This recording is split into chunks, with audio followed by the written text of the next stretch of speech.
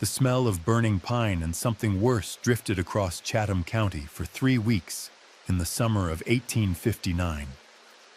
People in Savannah, 11 miles east, claimed they could taste ash in their well water. The charred cross stood visible from the river road until November rains finally toppled it into the blackened foundation where 17 bodies had been found fused to pew wood and floor planks. The official inquest called it a tragic accident. A lantern kicked over during Sunday service, doors jammed by panic and poor construction. Reverend Samuel Cross, the black preacher who tended 3 plantation chapels in the district, had perished alongside the white planters and their families who had gathered that morning. He was listed among the dead, though no one could say which set of remains belonged to him. But the enslaved people who lived in the quarters behind Ashford Plantation told a different story. They said Reverend Cross had walked away from that fire. They said he had locked those doors himself, and they said he sang while it burned. Reverend Samuel Cross was not ordained by any seminary or conference that would acknowledge his existence in their records. He had learned scripture from his mother, Dinah, who had learned it from traveling Methodist circuit riders who sometimes stopped at the quarters on Saturday evenings before the War of 1812. Dinah could recite the entire book of Exodus from memory. She taught Samuel the same passages, along with others she selected carefully. The meek inheriting the earth, the last becoming first, Pharaoh's army drowning in the sea. By 1843, when Samuel was 30 years old, he had earned a reputation across 3 neighboring plantations as a man who could preach fire and comfort in equal measure.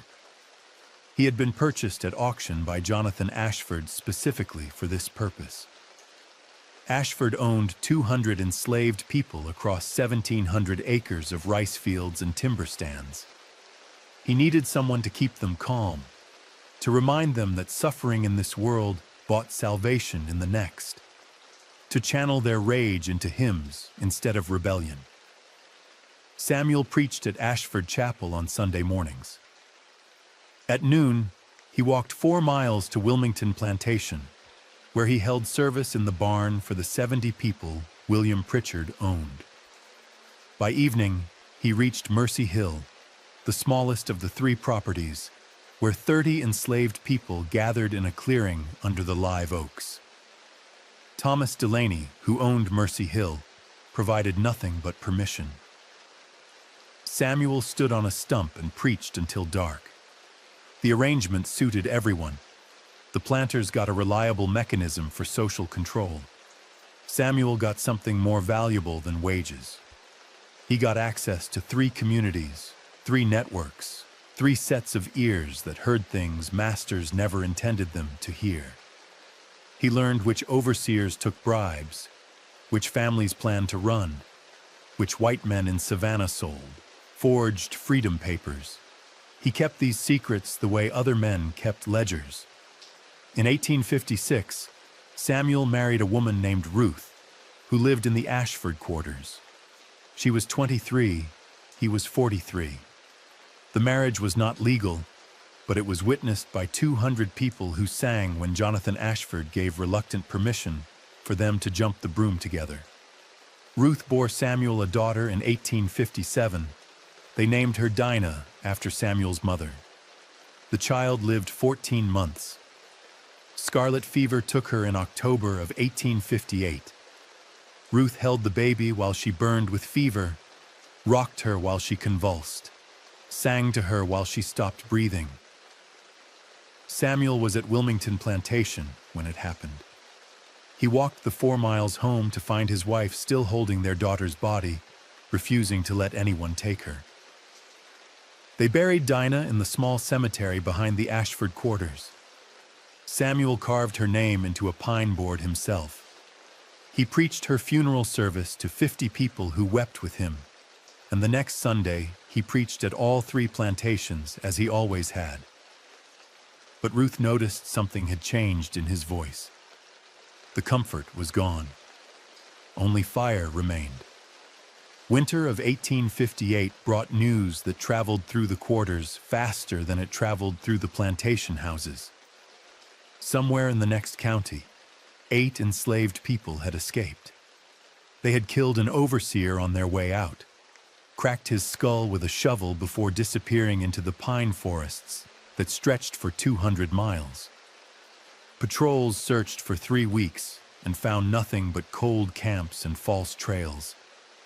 The escape rattled Chatham County's planters. They held emergency meetings at the courthouse in Savannah. They increased patrols. They restricted movement between plantations, forbade gatherings of more than 5 enslaved people without white supervision, and debated whether to halt Sunday services entirely. Some argued that religious gatherings, even supervised ones, provided cover for conspiracy. Others insisted that religion was the best tool they had for maintaining order, that taking it away would create the very resentment they feared. Jonathan Ashford proposed a solution: a special combined service at Ashford Chapel. All 3 planters and their families would attend, along with the enslaved populations from all 3 plantations. Samuel Cross would preach a sermon specifically about obedience, about the biblical justification for the social order, about the consequences of rebellion in this world and the next. The service would demonstrate unity between masters and their people. It would remind everyone of the proper hierarchy. Ashford presented his idea at the courthouse meeting in January of 1859. Judge Henry Mayhew, who owned no enslaved people but whose wealth came from the cotton factors he ran in Savannah, supported the plan immediately. So did Reverend William Talbot, the white Episcopal minister who served Savannah's wealthiest families. Talbot offered to attend the special service himself, to lend denominational authority to whatever Samuel preached. William Pritchard of Wilmington Plantation hesitated. He was a practical man who cared more about rice yields than religious instruction. But his wife Constance had been having nightmares since hearing about the escape in the next county. She dreamed of fires and conspiracies. She needed reassurance that their people were content, that no similar violence waited beneath the surface. Pritchard agreed to the combined service. Thomas Delaney of Mercy Hill was the last to consent. His plantation was the smallest, his people the least valuable by market standards. He had always treated the enslaved population with a kind of distant neglect rather than active cruelty. He saw the combined service as unnecessary theater. But he also understood politics. The other planters would remember if he refused, would interpret refusal as weakness or sympathy. He signed on. The service was scheduled for Sunday, June 19, 1859, 6 weeks away. Samuel learned about the plan from Jonathan Ashford directly. Ashford summoned him to the main house on a Thursday evening in early May. Samuel stood in the parlor while Ashford sat, a deliberate arrangement of power. Ashford explained what would be required. Samuel would preach for at least an hour. The text would be Romans 13. Let every soul be subject unto the higher powers, for there is no power but of God. The powers that be are ordained of God. Samuel listened without expression. He had preached that passage before, had twisted it into something that offered hidden comfort rather than compliance. But Ashford wanted no ambiguity this time.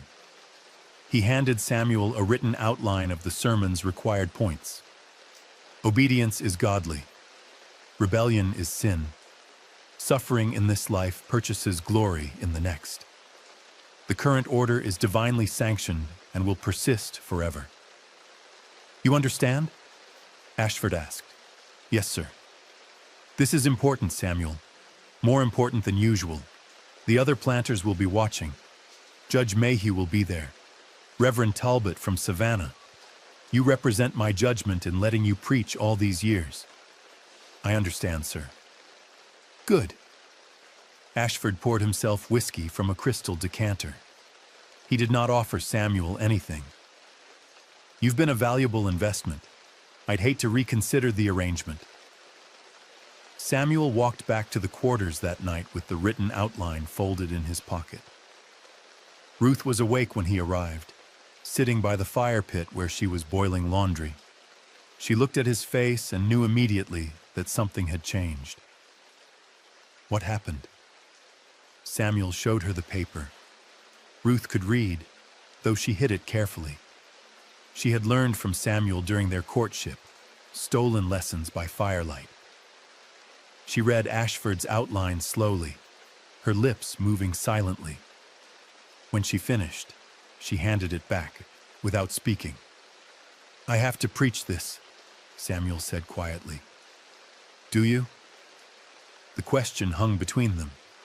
They sat in silence while the fire cracked and clothing steamed in the iron pot. Finally, Samuel said, I have 6 weeks. Ruth understood. 6 weeks to decide. 6 weeks to plan. 6 weeks to choose between compliance and something else. Something that would change everything or destroy them both. Samuel began his preparation publicly. He spent longer hours with his Bible, could be seen in the Ashford quarters reading Romans 13 aloud to small groups, asking questions about interpretation.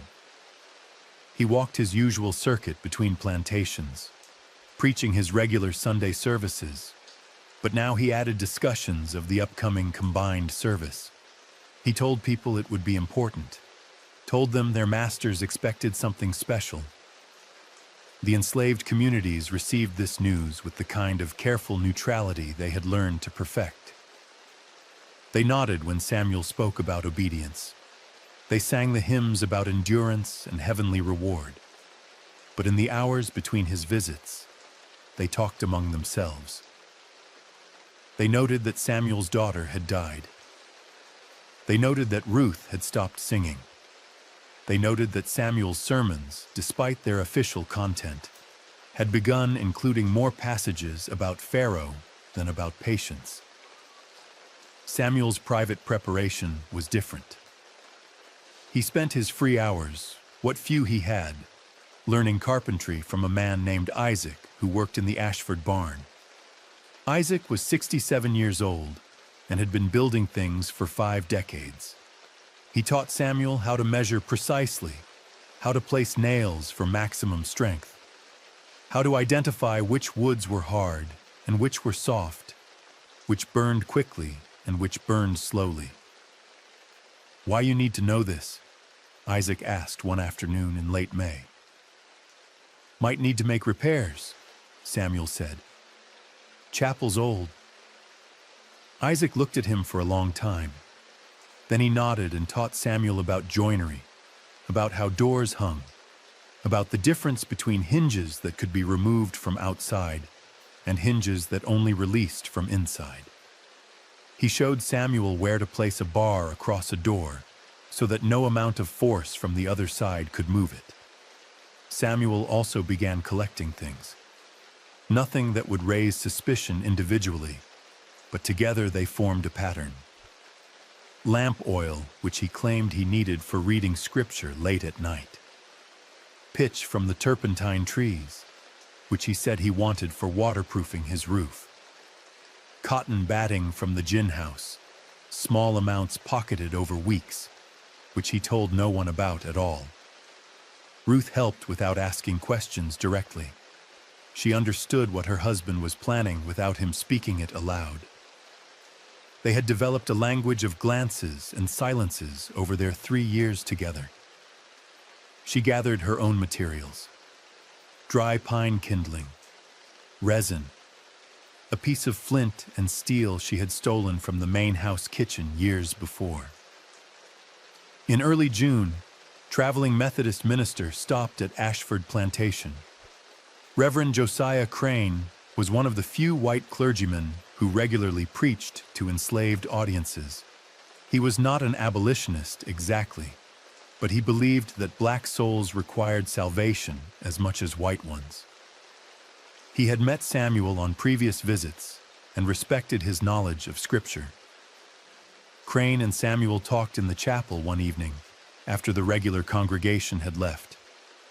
They discussed the upcoming combined service. Crane offered advice about managing the mixed audience, about framing obedience in terms that satisfied masters while providing spiritual comfort to the enslaved people who would be listening. "It's a difficult balance," Crane said. "You want to honor the earthly order without suggesting it's permanent. The slaveholder's power is temporary. God's justice is eternal." "What if God's justice comes before the next life?" Samuel asked. Crane paused. He studied Samuel's face carefully. "That's not our decision to make. Vengeance belongs to the Lord." "Does it?" Samuel asked. "Or does the Lord sometimes use human hands?" The conversation ended shortly after. Crane left Ashford Plantation the next morning. He would later testify that he sensed something troubling in Samuel Cross's demeanor, though he could not articulate exactly what. He said he considered warning Jonathan Ashford, but decided against it. He told himself he was reading too much into a few questions, that Samuel was simply processing grief over his daughter's death. What would you do if you suspected a man was planning violence but had no proof, only an instinct? Would you speak, knowing you might destroy an innocent person's life? Or would you stay silent, knowing you might enable something terrible? Crane chose silence. He rode away from Chatham County and did not return. By mid-June, Ashford Chapel had been cleaned and prepared for the special service. The building was small, 30 feet by 20 feet, built of pine board with a shake roof. It could seat perhaps 70 people on rough benches. For the combined service, the enslaved population would stand outside, listening through open windows and the open door. The planters and their families would sit inside, along with Judge Mayhew and Reverend Talbot. Samuel inspected the chapel on Saturday, June 18th. He walked around the perimeter slowly, noted the windows, examined the door hinges. That evening, after everyone else had left, he returned alone. He carried a canvas sack containing the materials he had gathered. He worked by moonlight, moving quickly and quietly. He wedged the windows shut from inside using small pieces of wood jammed into the frames. He treated them with pitch so they would not rattle or draw attention. He placed cotton batting soaked in lamp oil beneath the benches where it would not be visible. He arranged kindling against the walls, disguised as simple storage. He modified the door so that the hinges could be secured from outside with a wooden bar he had crafted to fit precisely. When he finished, the chapel looked exactly as it always had. Nothing visible betrayed what he had prepared. Sunday morning would answer the question he had been asking himself for 6 weeks. Not whether he could do this, but whether he would. Sunday, June 19th, 1859 dawned clear and hot. By 8 in the morning, the temperature had already reached 80 degrees. By 10, when people began arriving at Ashford Chapel, the air shimmered with humidity that made breathing feel like drinking. The enslaved population from all 3 plantations arrived first. They came on foot, walking the roads between properties in small groups. 230 people total. They arranged themselves in the yard around the chapel, found shade where they could, spoke quietly among themselves. Children ran between the adults, too young to understand the tension their elders felt. Ruth stood near the back, holding the hand of a young girl whose mother worked in the Ashford main house. She wore her best dress, faded blue cotton she had dyed herself using indigo from the swamp. She watched Samuel, who stood near the chapel door greeting people as they arrived. His face showed nothing, no fear, no anger, no grief. He looked like a man preparing to preach a routine Sunday service. The planters arrived in carriages. Jonathan Ashford came first with his wife Margaret and their 3 adult children. William Pritchard brought Constance and their 2 teenage sons. Thomas Delaney arrived alone. His wife had died 2 years earlier, and he had never remarried. Judge Henry Mayhew came with his clerk, a young man named Peters who took notes on everything and said very little. Reverend William Talbot arrived last, dressed in full Episcopal vestments despite the heat. 17 white people in total.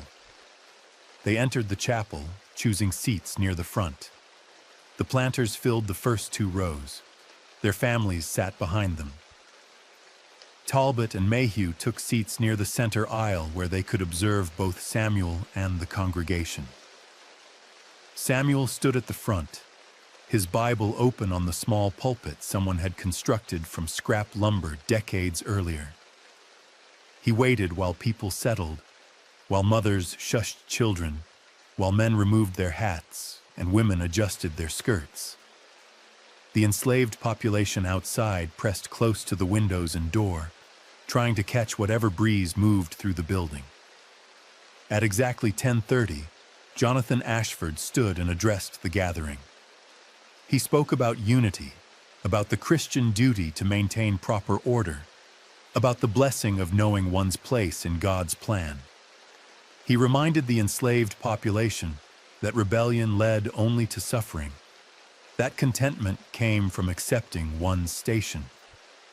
He introduced Samuel with praise that sounded generous, but carried warning in its edges. Samuel was trusted. Samuel understood his role.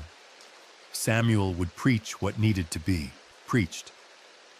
Samuel stepped forward. He opened his Bible to Romans 13.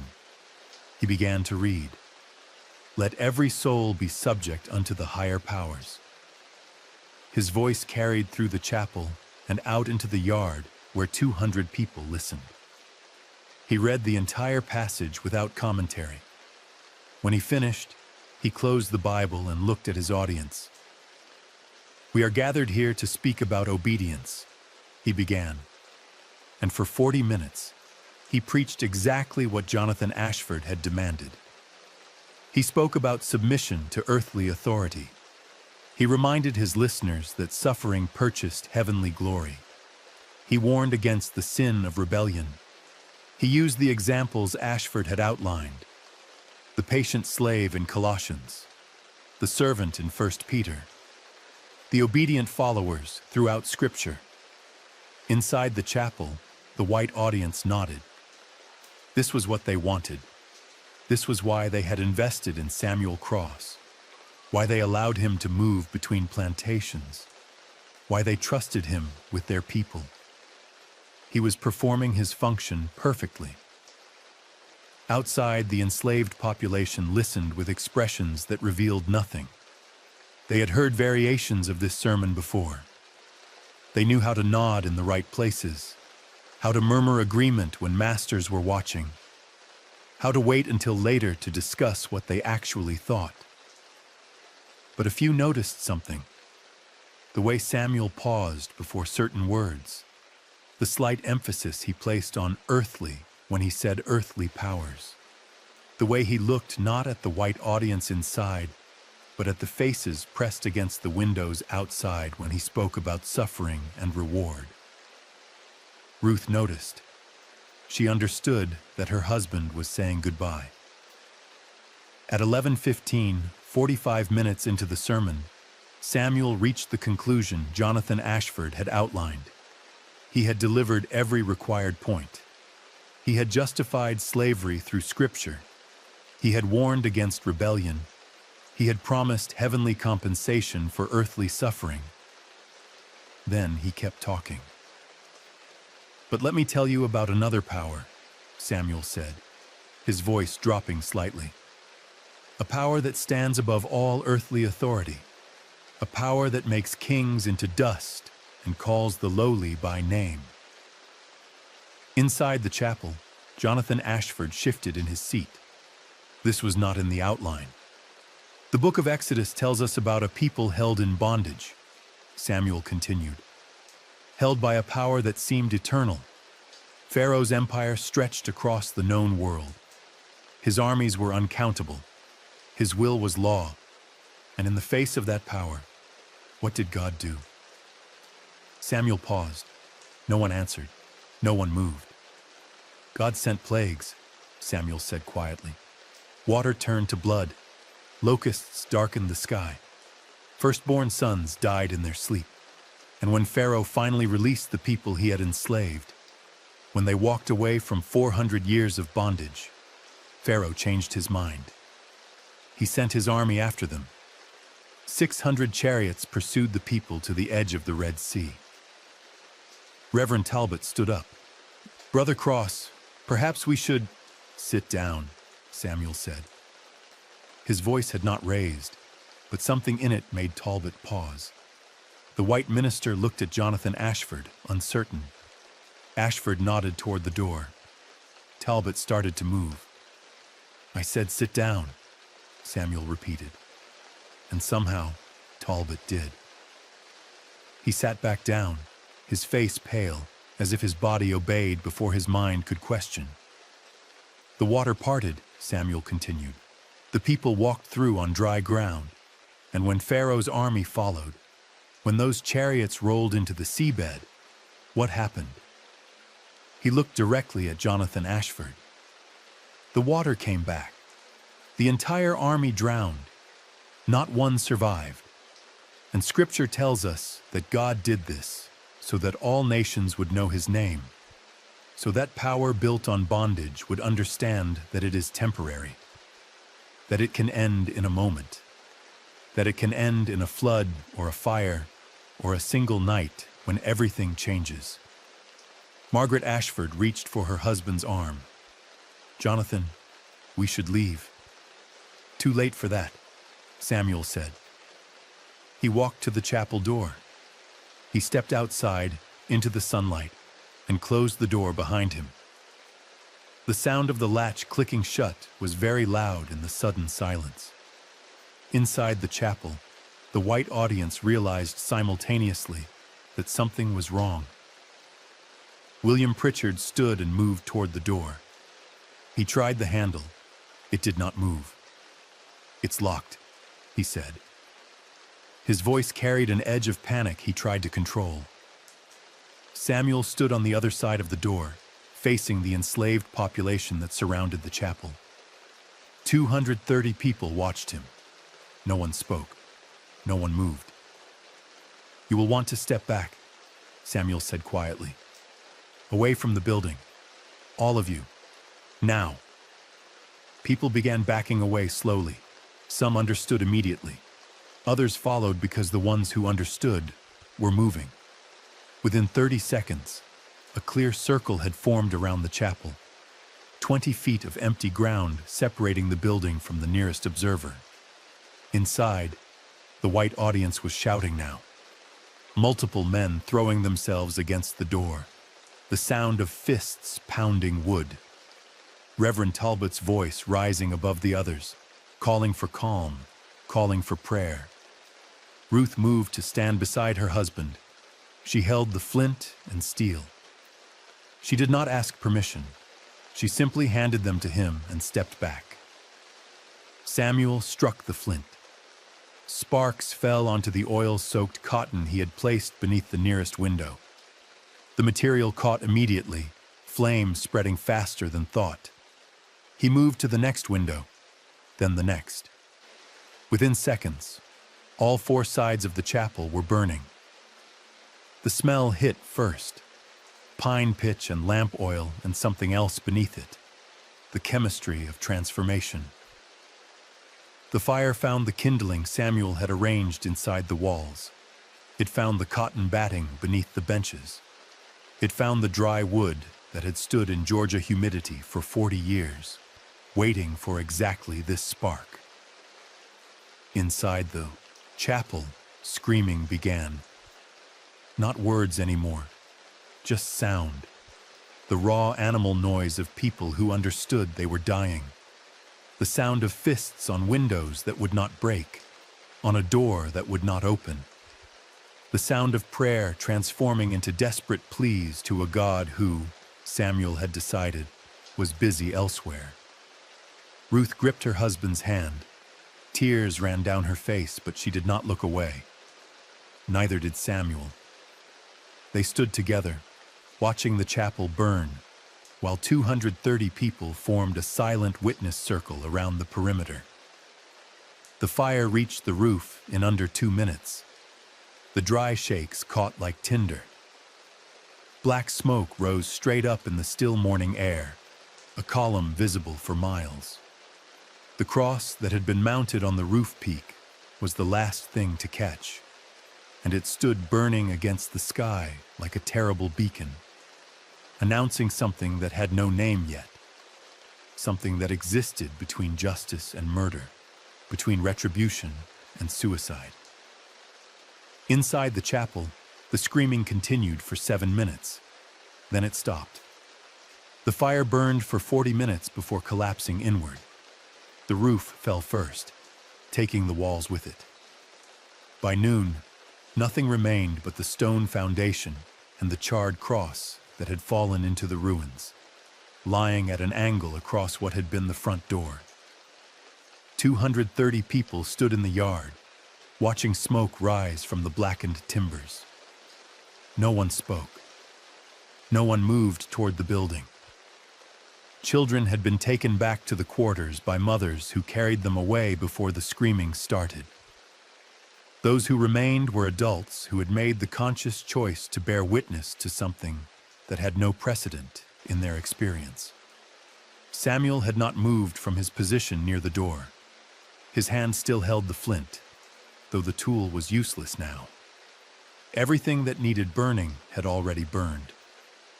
Ruth stood beside him, her face streaked with tears and soot, her expression unreadable. From the direction of the main house, shouting, someone had seen the smoke.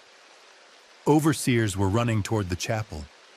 Behind them, more voices, the alarm spreading through Ashford Plantation like its own kind of fire. Something terrible had happened. The masters were dead. Samuel turned to face the enslaved population surrounding him. 230 pairs of eyes watching, waiting. He spoke quietly, but in the silence after the fire, his voice carried to everyone present. I did this alone. None of you knew. None of you helped. When they ask, you tell them you came for service as ordered. The doors were locked when you arrived. You heard screaming, you saw smoke. By the time you understood what was happening, it was too late to save anyone. You tried to break down the door, but could not. That is the story. Do you understand? Heads nodded. One after another, the affirmation rippling through the crowd. This was a gift Samuel was giving them. The gift of innocence. The gift of a plausible story that might keep them alive when the authorities arrived, looking for conspirators. Go, Samuel said. Back to your plantations, back to your quarters. Tell the overseers what you saw. Answer their questions. Do not lie about being here, but do not tell them what you witnessed before the fire started. Do not tell them I locked that door. Let them find their own explanations. The crowd began dispersing, slowly at first, then faster as the sound of approaching voices grew louder. Within minutes, the chapel yard was empty except for Samuel, Ruth, and the smoking ruins. The first overseer to arrive was Marcus Webb from Ashford Plantation. He was 40 years old, a man who had worked his way up from field hand to management through loyalty and calculated cruelty. He stopped 20 feet from the chapel, staring at the destruction, his face going pale as he understood what lay beneath those collapsed timbers. What happened? His voice was hoarse. Accident, Samuel said. Lamp oil. Fire caught during service. Where are the people who were inside? Dead. Webb moved closer, looking at the door that lay partially visible beneath fallen roof beams. He studied the remains.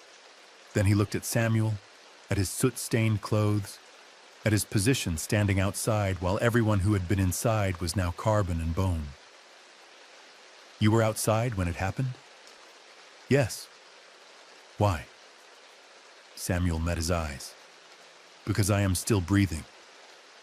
The answer was too honest, too direct.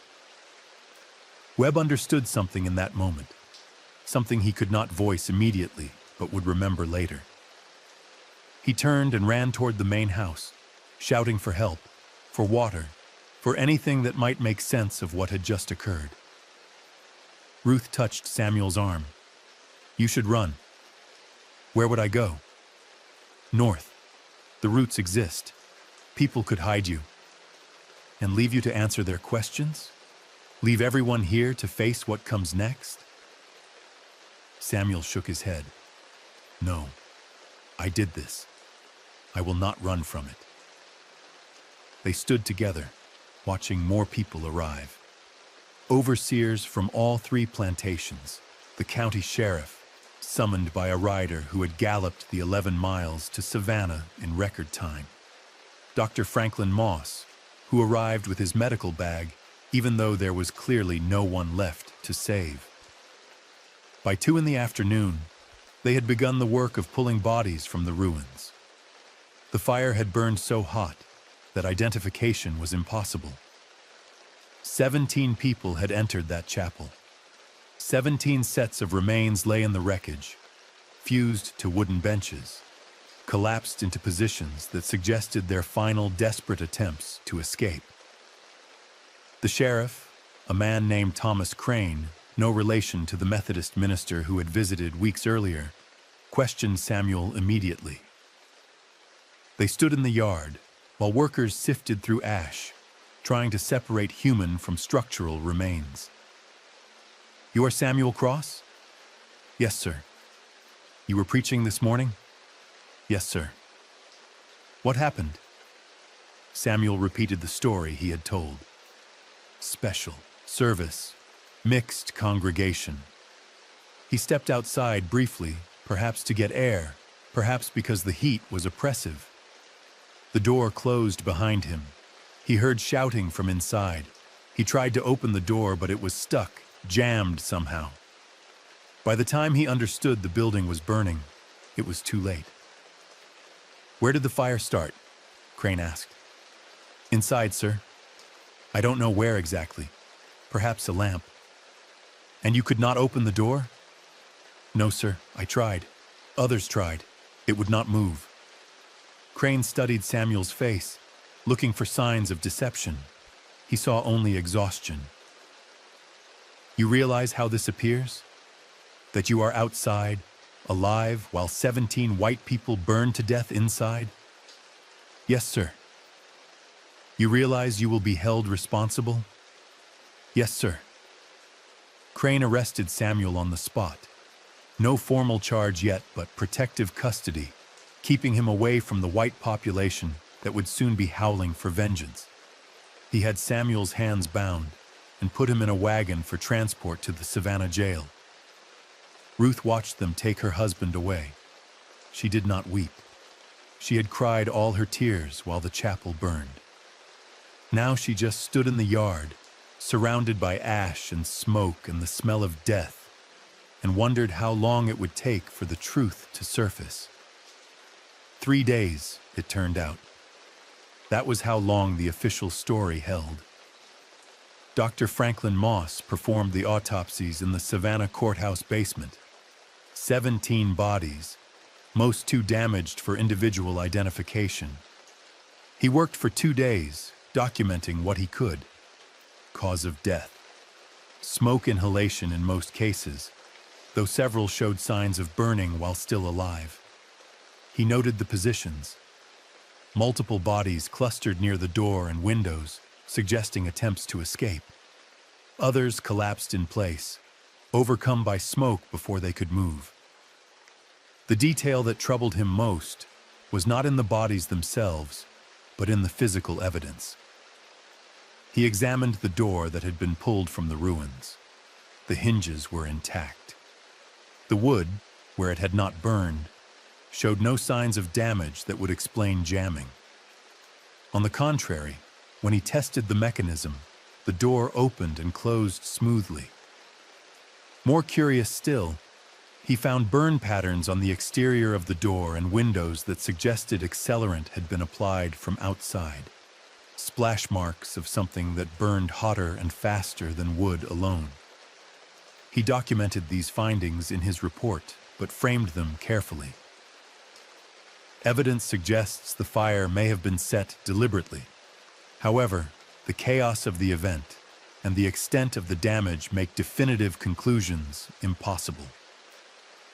The report reached Sheriff Crane on Tuesday, June 21st. He read it twice, then rode to Ashford Plantation to inspect the chapel ruins himself. He brought with him a deputy named William Foster, a young man of 26 who had a reputation for thoroughness that bordered on obsession. Foster found what Moss had missed. In the yard, 20 feet from the chapel, a small pile of items half buried in dirt and ash. Lamp oil containers, cotton batting. A wooden bar that was precisely the right length to wedge across the chapel door from outside. Someone hid these, Foster said. Tried to bury them after the fire. Crane studied the items, or someone planted them, to frame Samuel. Or Samuel hid them himself and got interrupted. The problem was evidence without context. They could prove accelerants had been used. They could prove the door had been barred from outside. What they could not prove was who had done it. Samuel claimed innocence. No witnesses contradicted him. The enslaved population all told the same story. They arrived for service. The door was already locked. They heard screaming. They could not help. Crane questioned them separately. He brought people to the jail one at a time, asked the same questions repeatedly, looking for contradictions. He found none. The story was too consistent, too perfect, which made it either true or very carefully rehearsed. He questioned Ruth extensively. She sat in the sheriff's office for 3 hours on Wednesday afternoon, answering questions while Crane watched her face for signs of deception. "Your husband locked that door," Crane said. Not a question, a statement. "No, sir. 17 people burned to death. Someone locked them in. I do not know who, sir. You were there. You saw everything." "I saw smoke, sir. I heard screaming, same as everyone else." "You are lying to protect him." Ruth looked at Crane directly. "If my husband did this thing you say he did, then he had reasons. My baby is in the ground behind the quarters. Her name was Dinah. She died because Jonathan Ashford would not send for a doctor. He said enslaved children were not worth the expense. When I begged him, he had me whipped for insolence. 5 lashes. Do you want to see the scars?" Crane said nothing. "If Samuel burned that chapel," Ruth continued, "then 17 people died. My baby was one. How many black babies have those 17 people owned? How many have died because of them? You want to talk about murder, Sheriff? Let us count all the bodies, not just the ones in that chapel." The interview ended. Crane had no response that would not make him complicit in the very system Ruth was indicting. He sent her back to the quarters and focused on what he could prove in a court of law. By Thursday, the case was clear enough for formal charges. Samuel Cross was indicted for 17 counts of murder. Bail was denied. The trial was set for August 1st, 6 weeks away. That gave both sides time to prepare and gave the white population time to work through their shock and rage. The mood in Chatham County was dangerous. White families were terrified. If one enslaved preacher could murder 17 planters in a single morning, what prevented others from doing the same? Curfews were instituted. Movement between plantations was forbidden. Sunday services were canceled across the county. Some families began sleeping with weapons. Others sold their human property immediately, accepting losses rather than risk living among people who might be planning similar violence. The enslaved community's response was more complicated. Publicly, they expressed horror at the tragedy. Privately, the story of what Samuel Cross had done spread through the network of quarters and kitchens across 3 counties. It was told in whispers after dark, in coded language during the day. It was passed from plantation to plantation like contraband, like hope, like fire itself. Some saw Samuel as a hero. Others saw him as a fool who had made all their lives more dangerous. Most saw him as something between those extremes. A man who had reached his limit and chosen violence over continued endurance. Whether that choice was righteous or reckless was a matter each person decided for themselves. What united them all was the understanding that the official story was a lie, and that keeping that lie alive was their collective responsibility. If the truth came out, if authorities learned that 230 people had watched Samuel lock that door and done nothing to stop him, the repercussions would be catastrophic. Entire communities might be sold away, families separated, people executed as co-conspirators. So the lie held. Every person questioned told the same story. They knew nothing. They saw nothing until it was too late. Samuel Cross had acted alone, and whatever he had done it in a moment none of them witnessed. The white population desperately wanted this to be true. They wanted to believe the massacre was the act of one deranged individual, not a symptom of systemic rage that might be boiling beneath the surface of every seemingly content enslaved person. So, they accepted the story.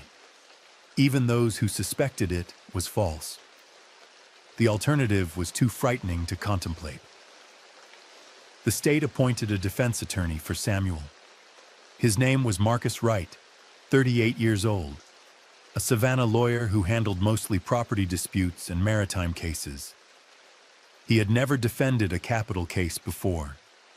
He met Samuel in the Savannah jail on Monday, June 27th, 8 days after the fire. The jail was brick, built in 1822, designed to hold 20 prisoners, but currently housing 43. Samuel was kept in isolation, both for his protection and because the other prisoners, mostly white men charged with minor crimes, had made clear they would kill him if given opportunity. Wright sat across from Samuel in a small room used for legal consultations. A guard stood outside the door. They had 30 minutes. "Did you do it?" Wright asked. No preamble, no introduction. "Do what, sir?" "Lock those people in that chapel and burn them alive." Samuel met Wright's eyes. "Yes, sir." Wright had expected denial. He had prepared arguments assuming Samuel would claim innocence. The direct admission left him momentarily speechless. "Why?" he finally asked. "Because they deserved to die." "That is not a legal defense." "I know, sir." Wright leaned back in his chair. "Do you understand what will happen at trial? You will be found guilty. You will be hanged. There is no possible outcome where you walk free." "I understand, sir." "Then why confess to me? Why not claim it was an accident? Stick to the story the others are telling." "Because you asked," Samuel said simply. "You asked me directly. Seemed wrong to lie." The honesty was somehow more disturbing than the crime. Wright found himself facing something he had never encountered before. A client who felt no need to justify his actions, who showed no remorse, who accepted his coming execution with the same calm he might accept rain or sunset or any other inevitable thing. "Walk me through what happened," Wright said. Not for the trial, for my understanding. Samuel told him. The special service, the requirements Ashford had imposed, the outline he was supposed to follow. The weeks of preparation, the materials gathered, the modifications to the chapel. The sermon that followed the script until it did not. The moment he stepped outside and barred the door. "How long did you stand there?"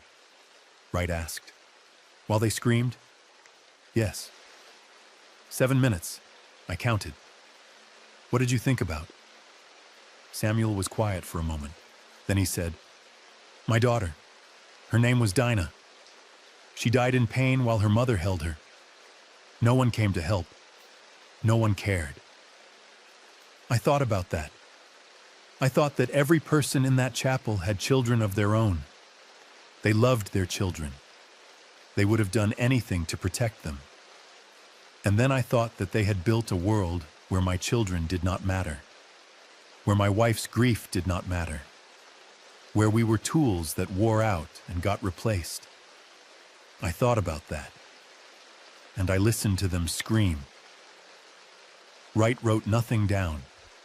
Some things were too dangerous to document. "The prosecution will paint you as a monster," he said. "They will say you are proof that enslaved people cannot be trusted, that the social order must be maintained with force, that kindness toward your people is dangerous because it creates men like you. Let them say it. I could argue temporary insanity, grief over your daughter's death, the fever of the moment. It might save your life. I do not want it saved. Why not? Because if I live, they will use me. They will say my punishment proves the system works, that justice applies to all. They will make me an example of how merciful they can be. But if I die, I am something else. I am proof that some people would rather die than endure one more day of this. That is worth dying for." Wright looked at the man across from him and understood he was facing something history had few names for. Not a criminal, not in any traditional sense. Not a revolutionary, because Samuel had no larger plan, no organization, no hope of changing the system through his action. He was simply a man who had decided that the people who built and maintained slavery deserved to die, and that he was willing to be the instrument of that death, even knowing it would cost him everything. "I will defend you," Wright said. "I will do my job. But I want you to understand that I think you are right." Samuel looked at him sharply. "About them deserving to die," Wright continued. "Not about the killing, but about the deserving. Jonathan Ashford owned 200 human beings. William Pritchard bought and sold people for profit. Thomas Delaney looked at suffering and did nothing.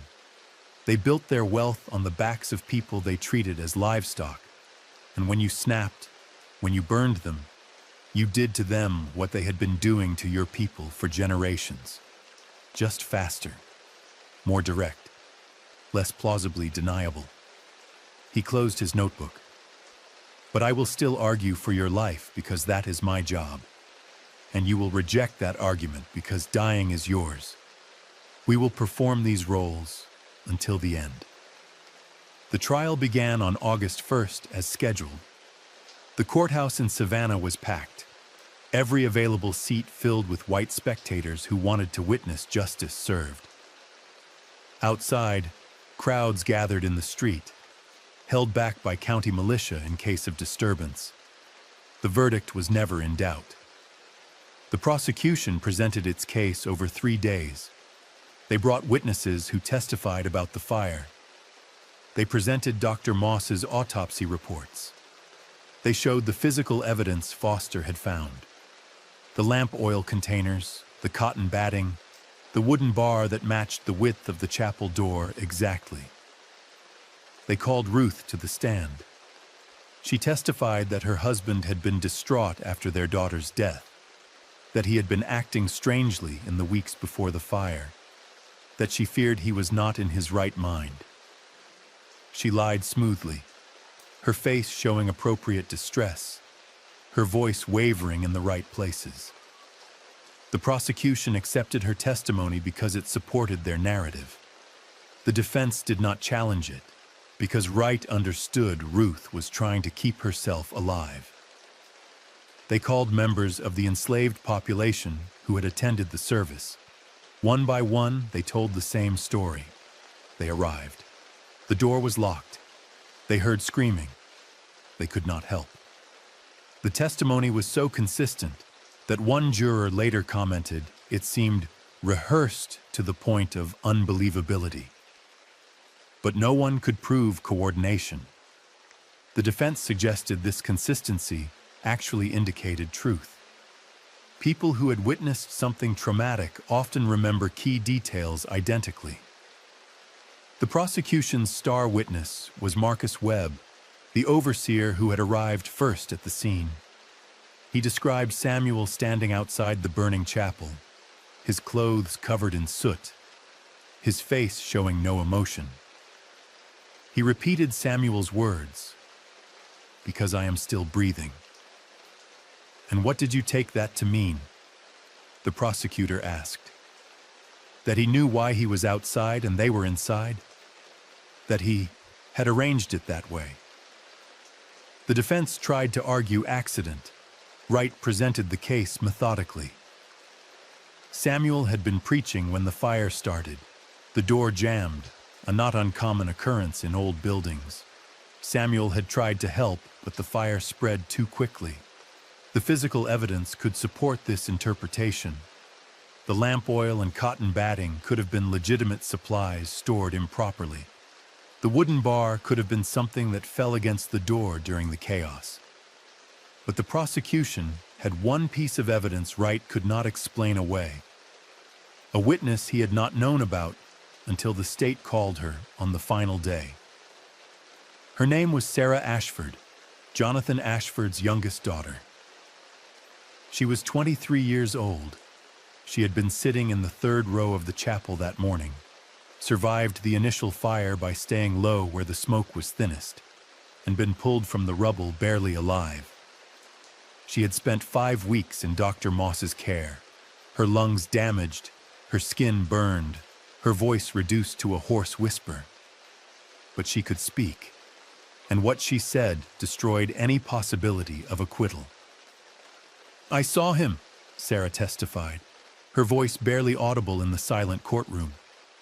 "Before he went outside, he looked at us, at all of us, and he smiled." "What kind of smile?" the prosecutor asked gently. "Like he had been waiting for this, like he was saying goodbye." "And after he went outside, what happened?" "The door closed.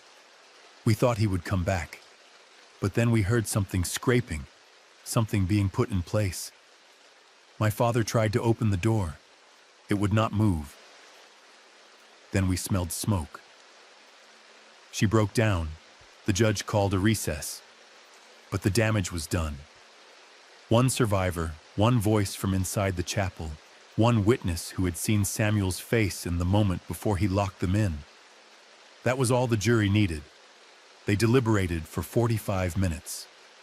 Guilty on all 17 counts. The sentencing phase took even less time. Death by hanging, to be carried out within 30 days. Samuel showed no reaction. He stood when the verdict was read, thanked Wright for his efforts, and was led back to his cell.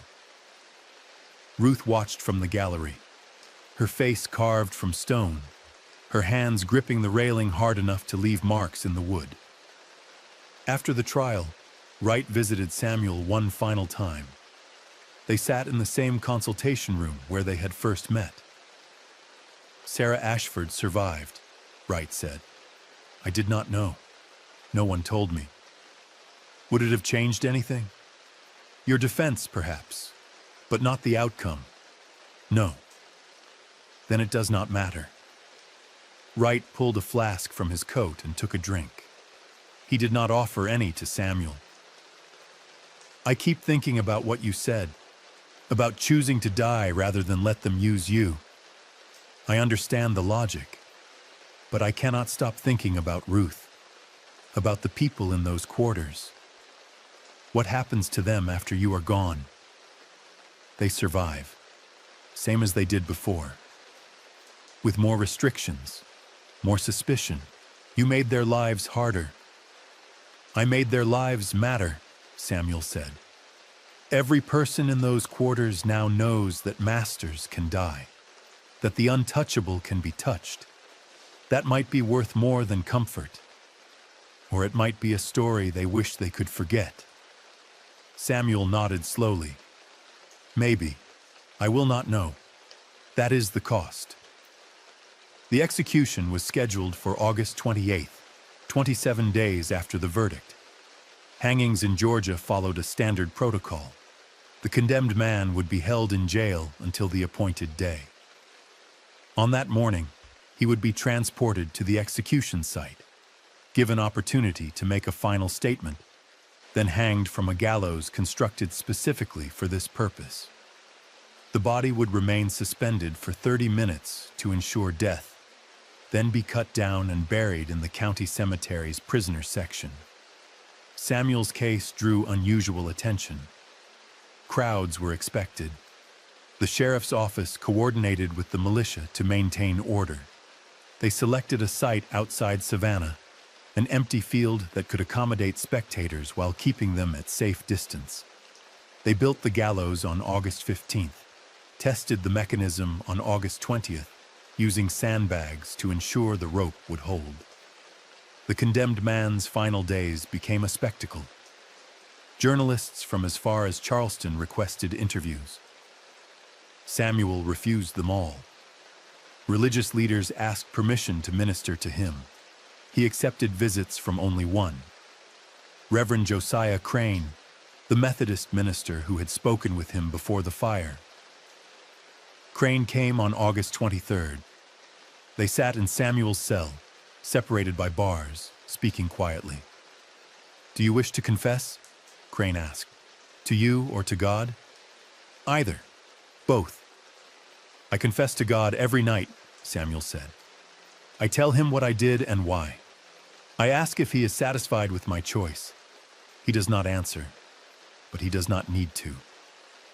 I know what I did was murder. I know it was sin, and I know it was right. Those things cannot all be true. Why not? God makes room for David, who murdered a man to steal his wife, for Moses, who killed an Egyptian overseer, for Jael, who drove a tent peg through a sleeping man's skull. The Bible is full of people who killed in God's name or for God's people. Why should I be different?" Crane had no answer. He prayed with Samuel, though the words felt hollow. He left the jail and returned to his circuit, troubled by a conversation that had unraveled every theological certainty he had spent 40 years building. Ruth was allowed to visit on August 26th, 2 days before the execution. She brought nothing. The guards searched her anyway. They gave her 10 minutes in Samuel's cell, watched by 2 armed men who stood outside the bars. They held hands through the separation. They did not speak about the coming execution. Instead, they spoke about ordinary things: the weather, the crops, small details of daily life that would continue after Samuel was gone. It was Ruth's way of telling him that life would go on, that his death would not unmake the world, that she would survive. "I am sorry," Samuel said finally. "For burning them or for leaving me?" "For leaving you." Ruth nodded. "I know, but you chose this. You chose it every moment for 6 weeks, and I understood what you were doing. I could have stopped you. I could have told someone. I chose to let you do it. That makes me guilty too. No one will ever know. I know. That is enough." They sat in silence for the remaining minutes. When the guards said time was up, Ruth stood and walked away without looking back. Samuel watched her go, understanding he would never see her again. and feeling something he had not felt since his daughter died. Not regret exactly, but recognition that some choices cost more than the person making them. August 28th arrived clear and hot. They came for Samuel at dawn. He was transported by wagon from the jail to the execution site, hands bound, flanked by armed guards. The crowd had gathered early, 300 people, maybe more. White families from across the county. Some brought picnic baskets. Children ran between the adults, excited by the spectacle they did not fully understand. The enslaved population was not officially invited, but some came anyway, standing at the edges, watching from distance. Ruth was among them. She wore black, though she was not supposed to have access to mourning clothes. Someone had given them to her. She stood silent, her face showing nothing. Samuel was led to the gallows at 8:30. The structure was simple. A platform, a crossbeam, a rope tested to hold 200 pounds without breaking. A trap door that would drop when the executioner pulled the lever.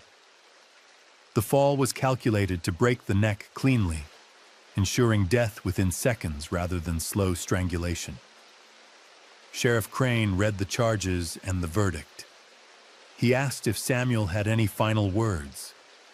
Samuel looked at the crowd, at the white faces watching with satisfaction or horror or mere curiosity, at the enslaved people standing at the back, witnessing something none of them would forget. He spoke clearly, his voice carrying across the field. "I am Samuel Cross. I killed 17 people. I locked them in a church and burned them alive. I did this because they built their lives on the suffering of others, because they believed some people matter and some do not, because they took my daughter from me and did not care. I am guilty of murder, but so are they. The only difference is that my murders were counted and theirs were not." He paused. "I am not sorry. I would do it again. And anyone who continues what they did should know that someone like me is coming for them. Maybe not today, maybe not tomorrow, but eventually.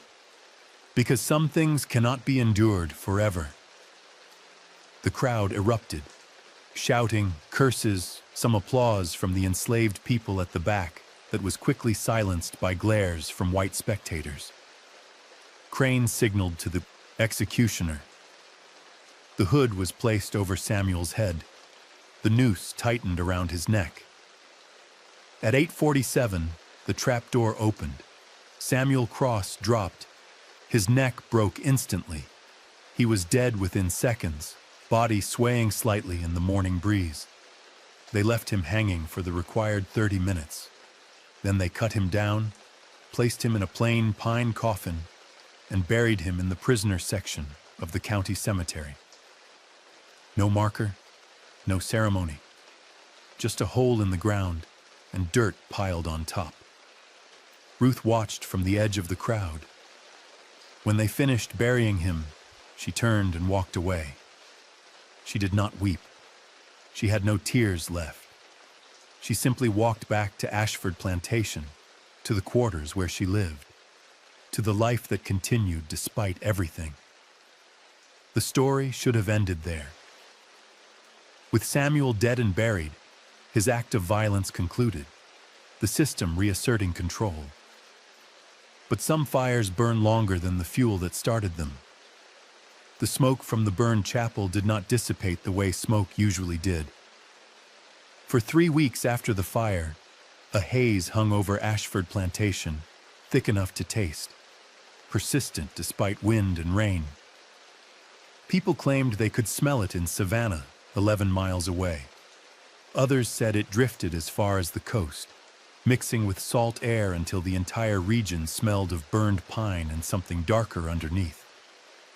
The charred cross remained visible from the road until November. It stood at an angle, half collapsed but not quite fallen, like something holding on through stubborn will. Several attempts were made to remove it. Work crews sent by the new owner of Ashford Plantation, a Charleston merchant named Reynolds, who had purchased the property at auction, tried to knock it down with ropes and horses. The cross refused to fall. They tried burning the remnants. The wood would not catch, as if it had already given all its flame and refused to burn twice. Finally, in late November, a winter storm toppled it. But even then, the foundation remained. The charred stone base where the chapel had stood, too heavy to move, too expensive to break apart and haul away. Reynolds eventually built a fence around it, declaring the site unsafe and let vegetation reclaim the space. But people remembered. The enslaved population across 3 counties told the story of Samuel Cross in whispers that traveled from quarter to quarter, carried by field hands who moved between plantations, by house servants who heard their masters' anxious conversations, by children who learned early that some stories were too dangerous to tell openly, but too important to forget. The white population tried to suppress the memory. Ministers preached sermons about forgiveness and proper order. Newspapers ran editorials about the tragedy, framing Samuel as an aberration, an exception that proved the necessity of stronger controls. Legislators in Milledgeville debated new laws restricting enslaved people's movement, forbidding unsupervised religious gatherings, increasing penalties for teaching literacy. But underneath the official narrative, fear spread. Planters looked at their enslaved workers differently now. They wondered what rage might be building beneath the surface of apparent compliance. They wondered if their own people were capable of similar violence. They wondered if kindness or cruelty made the difference, or if the very act of owning another person created a debt that could only be paid in blood. Some families sold their human property and moved west. Others hired additional overseers, increased security, instituted stricter curfews. A few, very few, quietly began making arrangements to free their enslaved workers, though they did so discreetly, not wanting to be seen as weak or inspire others to follow Samuel's example. Ruth continued living in the Ashford quarters. The new owner, Reynolds, kept most of the enslaved population that came with the property. She worked in the fields now, no longer trusted in the house after her husband's crime. She spoke rarely, kept her head down, and survived. But she also became something else, a keeper of the story. When young people asked what had happened that morning, she told them, not the official version, the truth. She described how Samuel had stood outside the burning chapel, how he had watched it burn, how he had counted the minutes while 17 people died. She told them about his final words to her in the jail. She told them that he had chosen death over compromise. Was he right? They would ask. I don't know, Ruth would answer. But he was my husband, and he believed some things are worth dying for. That has to count for something. The question spread, whispered in quarters across the South. Was Samuel Cross a murderer or a martyr? A monster or a man who had reached his breaking point? The answers varied depending on who was asked, but the question itself was dangerous. It suggested that enslaved people had the right to judge their masters, to decide whether their suffering justified violence, to make choices about life and death that the law said belonged only to whites. In 1861, 2 years after Samuel's execution, the nation split apart over the question of slavery. The war that followed killed 620,000 people, destroyed the Southern economy, and ended with the abolition of the institution that Samuel had died fighting against. Some historians would later argue that his execution was one small accelerant among many, that the fear his action generated helped push moderate whites toward extremism. helped convince the North that the South would never willingly abandon slavery, helped make war inevitable. Others dismissed this theory. One execution could not change history, they argued. Samuel Cross was a footnote, a local tragedy with no larger significance, a man who killed 17 people and was justly punished for it. But in the quarters, in the oral histories passed down through generations, Samuel Cross became something else, a story about limits, about the cost of endurance, about what happens when suffering becomes unbearable and options narrow to violence or continued subjugation. Whether that made him hero or cautionary tale remained a question each generation answered for themselves. In 1897, 38 years after the fire, a researcher named Margaret Thornton began compiling oral histories of enslaved people who had survived the antebellum period. She was a white woman from Boston, daughter of abolitionists, who had devoted her life to documenting voices that official records ignored. She traveled through Georgia interviewing elderly black residents, recording their stories, preserving testimonies that courthouse documents and newspapers had erased. In Savannah, she met a woman named Sarah Freeman. Freeman was 71 years old, daughter of Ruth Cross and granddaughter of Samuel Cross, though she never knew her grandfather. Ruth had remarried in 1864 after emancipation, taking her new husband's surname. She had died in 1889, but before her death, she had told Sarah everything about Samuel and the fire. Sarah agreed to speak with Thornton on one condition, that the testimony not be published until after Sarah's own death. Thornton agreed. They sat in Sarah's home, a modest house she owned outright, paid for by 40 years of work as a seamstress, and Sarah told the story her mother had told her. The testimony was devastating. Sarah described how Samuel had planned the fire for 6 weeks, how Ruth had helped him gather materials, how 230 people had watched him bar the door and light the flames, how the enslaved community had agreed to keep this secret, to protect themselves by protecting the lie that Samuel had acted alone. "My mother said he was not a good man," Sarah told Thornton, "but he was a man who loved his family.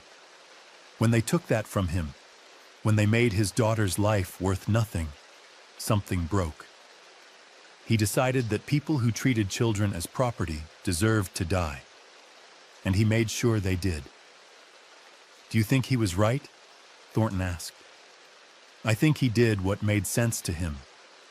Whether it was right or wrong isn't for me to say, but I know this. Every black person in this county knows about Samuel Cross, knows what he did, and when they tell the story, they don't call him a murderer. They call him the pastor who said no, who decided his daughter's death would not be for nothing, who made 17 people pay for building their lives on suffering." Thornton published the testimony in 1918, 21 years after conducting the interview, following Sarah Freeman's death. The account appeared in an academic journal with limited circulation. It generated brief scholarly interest, then faded into archives. But the story persisted outside academic channels. Black churches in Georgia taught it as a cautionary tale about the dangers of revenge, but also as a reminder that their ancestors had fought back when they could, that resistance took many forms, that survival sometimes required witnessing horror and remaining silent about what you saw. White historians largely ignored the testimony or dismissed it as unreliable. One 1932 history of Chatham County mentioned the chapel fire as a tragic accident, made no reference to Samuel Cross by name, and moved quickly to other topics. Another 1958 history acknowledged that some controversy surrounded the incident, but concluded that insufficient evidence exists to determine the true cause. The truth was that sufficient evidence had always existed.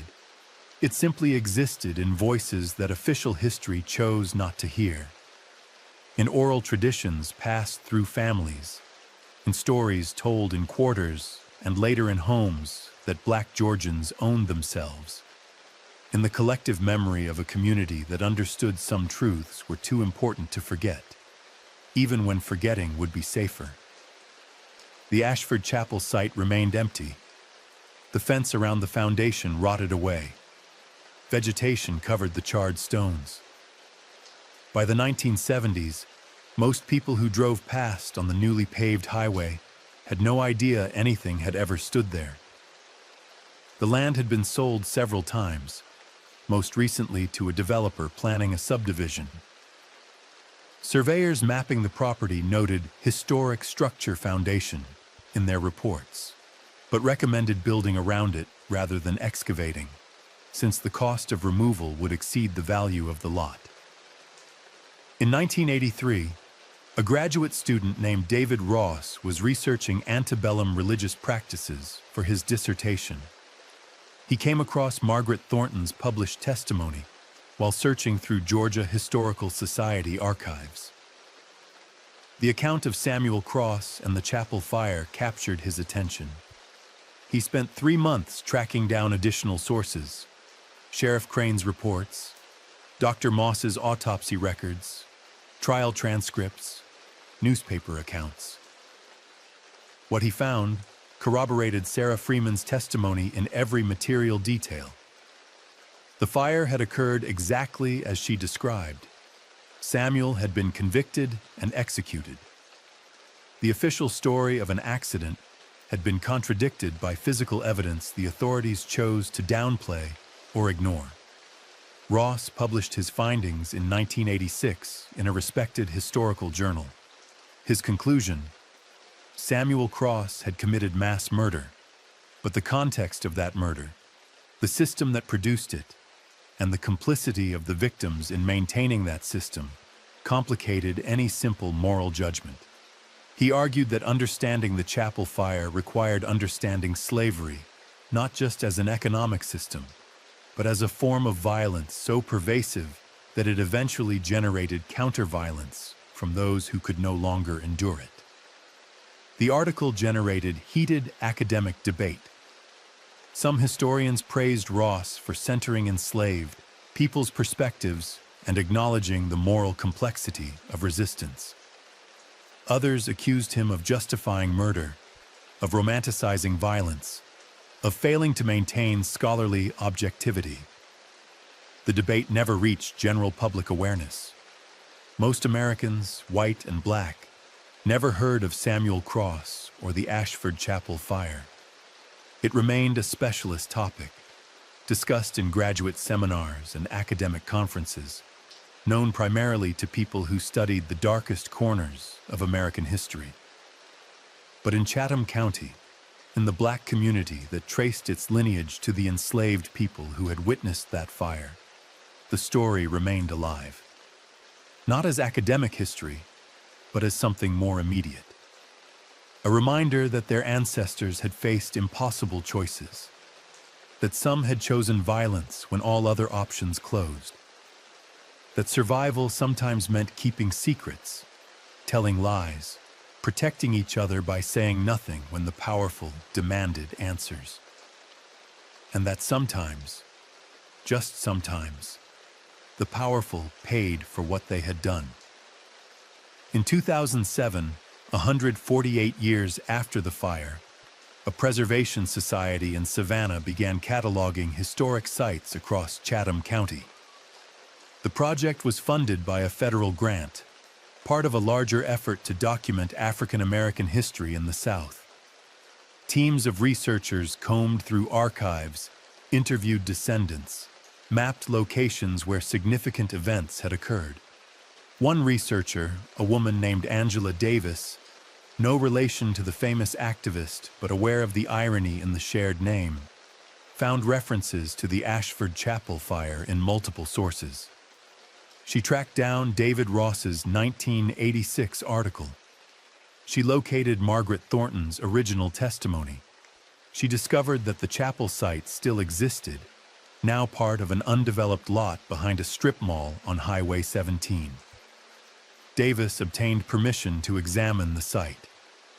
She brought a small team, 2 archaeologists, a historian, and a documentary filmmaker. They cleared vegetation from the foundation stones. What they found was remarkable. The stones were charred black, even after a century and a half. Beneath the topsoil, they discovered artifacts, melted glass from windows, iron nails fused together by intense heat, and something else. Bone fragments. Small pieces of human remains that had been missed or deliberately left behind during the original body recovery. They also found the base of the cross. It had fallen into the foundation at an angle, just as early accounts described. The wood was carbonized, transformed by heat into something harder than stone. When they tried to remove it for laboratory analysis, the wood refused to break. They eventually had to use a diamond saw to extract samples. Carbon dating confirmed the wood came from the 1850s. Chemical analysis revealed traces of lamp oil, pitch, and human tissue. The physical evidence corroborated every detail of the massacre. Davis published her findings in 2009. This time, the story reached beyond academic circles. Local newspapers ran features. A Savannah television station produced a documentary. The National Park Service added the site to its African American Heritage Trail. A historical marker was installed, though the wording went through 17 drafts before all parties could agree on language that acknowledged the violence without glorifying it. The marker read, "On this site stood Ashford Chapel, destroyed by fire on June 19, 1859. 17 people died in the fire, including plantation owners Jonathan Ashford, William Pritchard, and Thomas Delaney. The enslaved preacher Samuel Cross was convicted of murder and executed on August 28, 1859. The incident reflects the violence inherent in the system of slavery and the tragic consequences when human beings are denied fundamental dignity and justice." The wording satisfied almost no one. Descendants of the white families who died thought it was too sympathetic to Samuel. Descendants of the enslaved community thought it was too neutral, failing to acknowledge that the 17 people who died had built their wealth on the suffering of others. But the marker was installed, and the site was preserved, and the story entered public consciousness in a way it never had before. In 2012, a playwright named Marcus Freeman, descended from Ruth Cross through her second marriage, wrote a play about Samuel and the fire. The Cross That Would Not Burn premiered at a small theater in Atlanta. The production was raw, powerful, and deeply controversial. Some critics praised it as an unflinching examination of slavery's moral logic. Others condemned it as exploitative, as trauma porn, as an attempt to profit from historical suffering. The play ran for 6 weeks. Then a national theater company picked it up. It toured to 12 cities over 2 years. Audiences were divided. Some walked out during the scene depicting the fire. Others sat in stunned silence, then stayed for post-show discussions that lasted hours, grappling with questions that had no easy answers. Was Samuel Cross a hero or a murderer? Both? Neither? Did the context of slavery justify his actions? Did 17 deaths balance against the suffering of thousands? Could violence ever be righteous when directed at people who used institutional power to oppress others? What distinguished resistance from terrorism? Where was the line between justice and revenge? The play did not answer these questions. It simply held them up to light, forcing audiences to confront them directly. Some people left the theater convinced Samuel had been right. That extreme oppression justified extreme response. Others left convinced that murder was always wrong, regardless of context. Most left somewhere between those extremes, troubled by the recognition that easy answers did not exist. Ruth Cross died in 1889 at age 54. She was buried in the black section of Savannah's Laurel Grove Cemetery, under a simple marker that gave her married name, Freeman, and made no mention of Samuel. She had survived her husband by 30 years, raised 2 more children with her second husband, and lived to see emancipation and the promise of freedom. Though she also lived long enough to see that promise compromised by sharecropping, by black codes, by the systematic dismantling of Reconstruction. Before she died, she gathered her children and grandchildren and told them the full story one final time. She made them promise to remember, not to celebrate, not to condemn, but simply to remember that their grandfather had reached a point where enduring one more day seemed impossible, and so he chose to end not just his own life, but the lives of the people he held responsible for his suffering. Was he right? Her youngest grandson asked. He was 12 years old, too young to understand the full weight of the question. He was a man who lost his baby and decided that loss would mean something, Ruth answered. Whether that makes him right or wrong isn't for me to say anymore. But it happened. He did it, and we carry that forward. The family carried the story through generations. Some embraced it as evidence of their ancestors' strength and resistance. Others struggled with the violence at its core, troubled by the celebration they sometimes heard from people who learned the story and saw only the triumph of burning oppressors, missing the cost, the trauma, the complexity. By the 21st century, the story had fractured into multiple versions. The historical record was clear. Samuel Cross locked 17 people in a chapel and burned them to death. But the interpretations varied wildly. Some saw it as righteous resistance, a justified response to systemic violence, proof that enslaved people had fought back when they could, and that their resistance deserved recognition alongside more sanitized narratives of quiet endurance. Others saw it as tragedy compounding tragedy, a man so broken by grief that he became the monster his oppressors had always claimed he was, giving them ammunition to justify further oppression. Still others saw it as a Rorschach test, a historical event whose meaning reflected the viewer's own beliefs about justice, violence, resistance, and the limits of moral endurance under impossible conditions. What united all these interpretations was the recognition that the story refused to fade. 160 years after the fire, people were still arguing about what it meant, still wrestling with the questions it raised, still using Samuel Cross as a lens through which to examine their own beliefs about power, justice, and the costs of resistance. The Ashford Chapel site became a pilgrimage destination for some. Black families visiting Savannah would make the drive to the highway pull-off where the historical marker stood. They would stand in the weeds behind the Strip Mall, looking at the foundation stones still visible beneath decades of vegetation, and think about their own ancestors who had survived slavery, who had made impossible choices, who had lived through systems designed to break them and somehow emerged on the other side. Some left offerings, flowers, coins, small stones as markers of witness.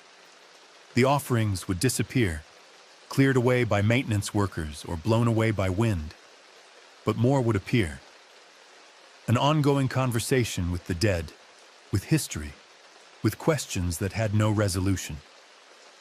In 2019, on the 160th anniversary of the fire, a memorial service was held at the site.